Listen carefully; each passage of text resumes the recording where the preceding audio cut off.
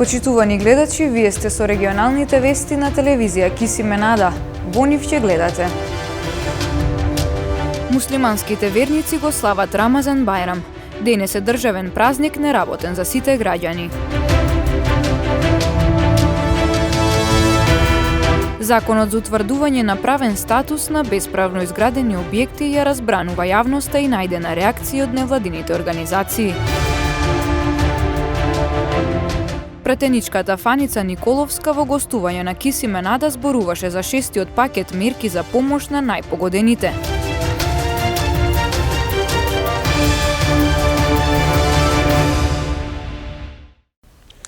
Верниците од муслиманска вероисповед денес слават Рамазан Бајрам.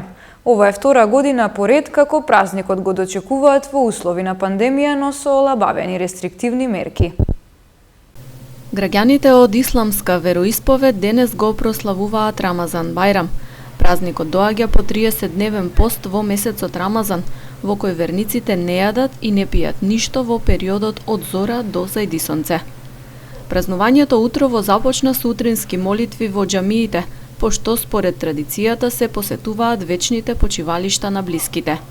Денот продолжува со посети и честитање на празникот на роднини и пријатели. Ова е втора година поред како муслиманите празникот го дочекуваат во услови на ковид пандемија. Заради таа двојна војна, вредноста за верникот е поголема, нагласи поглаварот на ИВЗ Реисот Шакир Фетаи во своето обраќање по повод Рамазан Бајрам. Овој благословен Рамазан беше со нас во најтешките моменти кои ги донесе опасната болест COVID-19 и коегзистираше со нас во текот на сите деновите на постот. Ова направи да вредноста за верникот биде уште поголема, затоа што водевме двојна војна.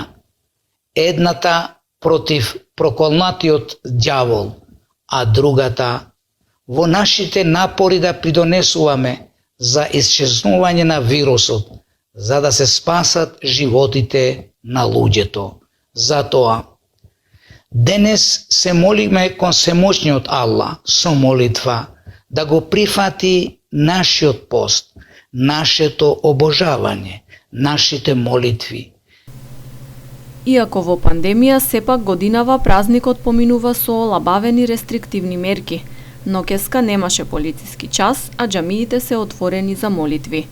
Предходно во пресрет на празничниот ден, верската заедница и полицијата упатија апели доследно да се почитуваат мерките за заштита од коронавирус, особено да нема масовни групирања. Рамазан е месецот кога почнала објавата на Куранот, свето писмо за муслиманите. Една од главните димензии што го отсликуваат празникот е хуманоста, која според исламското верување е должност на секој верник за Бајрам. Во Гостивар во текот на целиот месец се организираа бројни хуманитарни активности. Со пари собрани од донации беа подготвувани пакети со храна, како и јадења за ифтарски вечери, кои се подаруваа на социјално загрозени семејства. Џамиите преполни. Колку се почитуваат мерките и протоколите за заштита? Сторија на Милена Вучевска. Муслиманските верници ги преполнија џамиите. Неколку стотици се собраа во Тетовската шарена џамија на утринската Бајрам намаз молитва. Внатре, дворот, па дури и паркот беше преполн со луѓе. Седнати еден до друг, а маска не носеше речиси никој. Бајрам нема да се прослави масовно како минатите години, но и покрај препораките на надлежните да нема семејни собирања, верниците велат дека сепак ќе одат по гости, барем кај најблиските. Да се честитаме, да си ги посетиме блиските и тоа. Обичаиве треба да се посетат поблиските, па мислам дека ради коронавирус нема да бидеме толку активни, па сепак ќе се потрудиме малку. Тоа. Барем кај фамилијата најблиска ќе одите? Па мислам дека да. Па и так им порачувам на сите да бидат малку повнимателни ради вирус. Како треба, така ќе го славим. Ќе одите по гости? Молим? Ќе одите по гости? А сад да видимо. Не баш ту близину. Некако понапред иди тамо иди, ама сад мало ќе искусаме. Мир, благосостојбано и одговорно празнување посака имамот на шарената џамија. Традицијата, вели, мора да продолжи, но да се почитуваат препораките. Нормално овие 2 години со овие мерки што ги имаме сега, молиме Аллах Желешануху да не спаси од овај вирус и од сите други маки проблеми што ги имаме. Минатата година поради пандемијата џамиите за Бајрам беа затворени во Косово, Америка, Саудиска Арабија. Турција пак воведе 4-дневен карантин за да се спречи ширењето на вирусот. Обидот и кај нас да се воведе карантин не успеа, па по одлуката на ИВА дека џамиите ќе останат отворени за верници, владата попушти, скратувајќи го полицискиот час кој почнуваше од 11 часот. Годинава пак и за Великден и за Бајрам надлежните одлучија да нема рестрикции во движењето. Вице-премиерот за борба против корупција Љупчо Николовски упати честитка до граѓаните верници од муслиманска вероисповед. Почитувани граѓани, почитувани верници од исламска вероисповед, ви го честитам големиот муслимански празник Рамазан Бајрам. Нека е честит и благословен празникот и нека донесе радост, среќа и спокој во вашето семејство, во вашиот дом, во вашите срца, во духот на празникот да ја шириме добрината, човечност, меѓусебната почит и добрата и чиста мисла. Да се подсетуваме на милост и прошката која треба да ја имаме за себе, за блиските, за пријателите. Токму тоа се вредностите кои не обединуваат и за кои се залагаме. Ви посакувам добро здравје, благодет, радост и среќа. Честит Рамазански Бајрам. По изгласувањето на законот за утврдување на правен статус на бесправно изградени објекти од страна на Собранието, сега на потек е председателот на државата Стево Пендаровски, кој што треба да донесе одлука. Новите законски решенија ја разбрануваа јавноста и наидоа на реакции од невладините организации. За познавачите на приликите, контрадикторно е да започнеш постапка за прогласување на заштитени подрачја, од друга страна таму да дозволиш да се гради без план. Токму кога е започната постапката за прогласување на Шарпланина за национален парк, Собранието изгласува закон кој предвидува легализирање на сите дивоградби, изградени до денот на стапување на сила на овој закон дури и во заштитени подрачја, со дозвола од надлежен орган. Најголем дел од граѓаните ги почитувале законските прописи при градењето, но според невладините организации има околу 90 дивоградби на шара. Се очекуваше да се стави крај на бесправното градење со прогласување на Шарпланина за национален парк, но со новиот закон се овозможува легализација и во заштитени подрачја. Градежниот инженер и граѓански активист Валентин Тасески вели дека ова законско решение е контрадикторно, односно дополнение на нашата општа неподготвеност да се справиме со дивоградбите. Според него веќе постоечките бесправно изградени објекти на Шарпланина нанесуваат големи штети, но позитивен исчекор е пенализирање на новите како измените во законот за градби, со кои инспекцијската служба и секторот за урбанизам треба да биде присутен за да се спречи бесправното градење. Сигурно дека тие градби допринеле во загадувањето на околината на Попова шапка, пошто шутот и ископаната земја и се тоа што се произведува самиот процес на градба се депонира локално, затоа што никој тоа не го контролира, а е поврзано со дополнителни трошоци. Се надевам дека во скоро време новите одредби на законот за градба ќе допринесат за поголема контрола превентивна, затоа што гледаме дека пост градбата контролата е никаква и дека решенијата се никакви. 10 години веќе не можеме да ги спроведеме. А според законот кој помина во Собранието нема државно земјиште кое е заштитено од дивоградба. Покрај националните паркови опфатени се и природните резервати и изворите на вода, хациенди, базени, куќи, згради, доградби, надградби и гаражи. Сега сето ова ќе може да се легализира. Со шестиот пакет економски мерки финансиска поддршка ќе добијат 10.000 компании. Пратеничката Фаница Николовска од редовите на СДСМ во вчерашното гостување во емисијата Актуелни разговори нагласи дека очекува по пристигнувањето на законските решенија во Собранието да се постигне консензус за овие мерки. 10.000 компании, кои што вработуваат околу 60.000 граѓани, ќе бидат опфатени во 6-тиот пакет економски мерки во вредност од 17,8 милиони евра. Вчера пак беа објавени 7 јавни повици, како дел од 6-тиот пакет за финансиска помош за угостителскиот и туристичкиот сектор. Во вчерашното гостување во емисијата Актуелни разговори, претеничката Фаница Николовска потенцираше дека владата е во процес на изготвување на законските решенија потребни за реализирање на овие мерки. Шестиот пакет мерки кој што го усвои владата на 21 април или така некако на крај на април беше, исто така се предвидуваат средства и за работниците во оние стопански гранки и за стопанските гранки кои што се најпогодени. Тука се вклучуваат и угостителските објекти кои што работеа редуцирано изминатава година, рестораните за свадби, фитнес центрите, туристичките агенции, туристичкиот сектор, навистина туристичките агенции посебно претрпеа загуби изминатиот период. Сега владата е во процес на изготвување на законските решенија кои ќе бидат потребни да се реализираат овие пакети на мерки. Веднаш што пристигнат во собрание, тука мислам дека ќе имаме консензус, бидејќи тоа се пакети на мерки кои што се во интерес на граѓаните. Шестиот пакет мерки беше усвоен на 66-та седница на владата, а по пристигнување на законските решенија во собранието се очекува во најскоро време да биде изгласан од страна на претениците.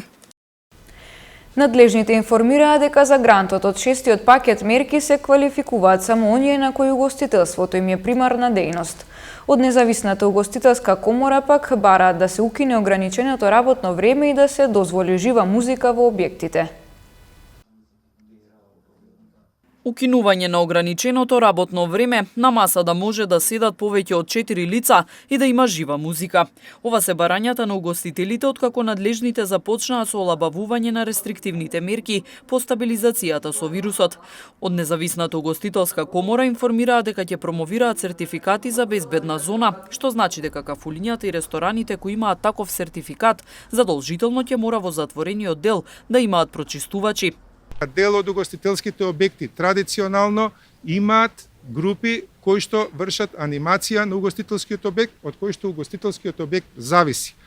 Она што е во моментот правоускратено на музичарите не е проблем само загуба што ја трпат музичарите, проблем е што губат и трпат загуба угостителските објекти. Како што знаете, Државниот пазарен инспекторат и сите останати инспекторати, било кој објект кој што работеше и вршеше угостителска дејност, беше на лице место затворен, казнет со поднесена кривична пријава.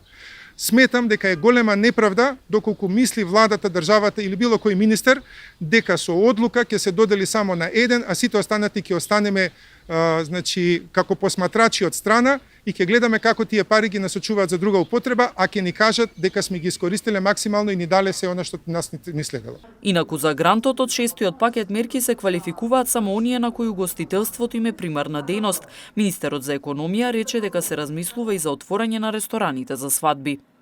Ние не сме најавиле дека во овој момент ги отвараме, но секако дека тоа ќе се разгледа и најверојатно, ако ја имаме истата епидемиолошка слика, ќе најавиме согласно конкретни протоколи кои ќе бидат изготвени од страна на комисијата негде крајот мај или почетокот на јуни и секако дека ќе објавиме начинот како ќе можат тие да функционираат. Угостителите пак сметаат дека е неправедно доколку финансиска поддршка добијат само угостителските објекти, чија примарна дејност е служење храна и пијалоци. Јосифовски од Независната комора на угостители нагласи дека сите угостителски објекти, без разлика дали нивната примарна дејност е угостителството или не, биле затворени со владината одлука од 5 април.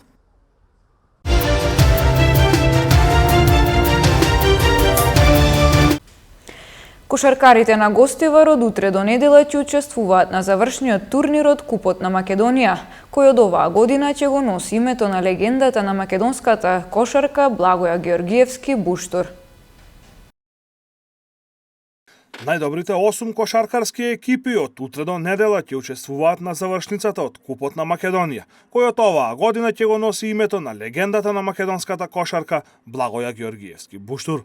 Во спортската сала Калево Скопје ќе се одиграат вкупно 7 надпревари, а надпреварувањето започнува утре со дуелите од четвртфиналето. Први на паркетот ќе истрчаат екипите на Пелисер и Академија ФМП во 12 часот. Вториот надпревар ќе започне во 14 часот и 30 минути, а ќе се сеттат работнички и ТФТ. Кошаркарите на Гостивар ќе настапат на третиот надпревар во 17 часот против Евроникел од Кавадарци. Четвртфиналето ќе заврши со дуелот помеѓу МЗТ Скопје и Куманово во 19 часот и 30 минути. Прво имам една забелешка во ситуација каде што купот секогаш бил на преварување, каде што секој може да дојде до некој изненадување. И сега во плейофот да играме со исти противник и во плейоф и во купа, потоа да вкрстуваме пак со истите противници е малку чудно, бидејќи во купот секогаш било ситуација на ждрепка и некоја екипа што не би била фаворит со полесен распоред да стигне до финале, а таму да изненади. Во овој случај сум задоволен што стигнавме на пета позиција и ќе вкрстиме со Евроникел. Ако би требало да бирам, секако би ги избрал Евроникел, без разлика што имаат одлична екипа и имаат 16 победи или 15 и се во горниот дел од табелата. Мислам дека таква екипа повеќе ни лежи на Гостивар отколку некоја атлетска како што беше случајот со ТФТ. Доколку кошаркарите на Гостивар успеат да го совладаат Евроникел, во полуфиналето ќе вкрстат против подобриот од дуелот помеѓу работнички и ТФТ.